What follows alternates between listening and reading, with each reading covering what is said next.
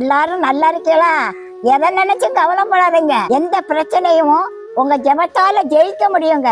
நான் பாவி, என் ஜெபத்தை ஏசப்பா கேட்பாரா அப்படின்னு நினைக்காதீங்க. நான் சர்ச்சைக்கும் போறதில்ல, ஏசப்பாவும் எனக்கு பிடிக்கவும் செய்யாது. என் ஜெபத்தை கேட்பாரா அப்படின்னு நினைக்காதீங்க. உங்க ஜெபம்தான் அவருக்கு ரொம்ப பிரியம். உங்களுக்காக ஊழியக்காரங்க ஜெபிக்கிறத விட உங்களுக்காக நீங்க ஜெபிக்கிறது தான் நல்லது. ஒவ்வொருத்தர இருந்து ஜெபம் பண்ற ஜெபத்தை தான் கேட்பாருன்னு நினைக்காதீங்க. உங்க குடிசையில இருந்து நீங்க பண்ற ஜெபம் தான் அவருக்கு ரொம்ப பிரியம்.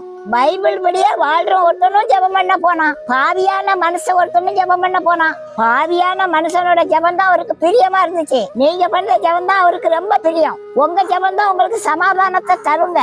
நீங்க யாருங்கிறது அவருக்கு முக்கியம் இல்ல, நீங்க யார பார்த்து ஜெபம் பண்றீங்க அப்படிங்கறதான் முக்கியம். கர்த்தர் உங்க ஜெபத்தை நிச்சயமா கேட்பாருங்க.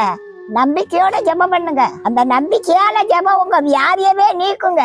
குழந்தை இல்லாததுனால உலகம் ஒண்ணு தூஷிக்குதா, அதுதான் வெற்றி. பெனினாள் இல்லைன்னா அன்னாளுக்கு சாமுவேல் இல்லடே. ஐ எல்கானா அல்ல, அன்னாளுடைய ஆசீர்வாதத்திற்கு காரணம் பெனினாள் ஆக்கும். நேசிக்கிறவர்கள் இருந்தா உங்களுக்கு உயர்வு வராது, உங்களை தூஷிக்கிறவர்கள் இருந்தாதான் உங்களுக்கு உயர்வு வரும்.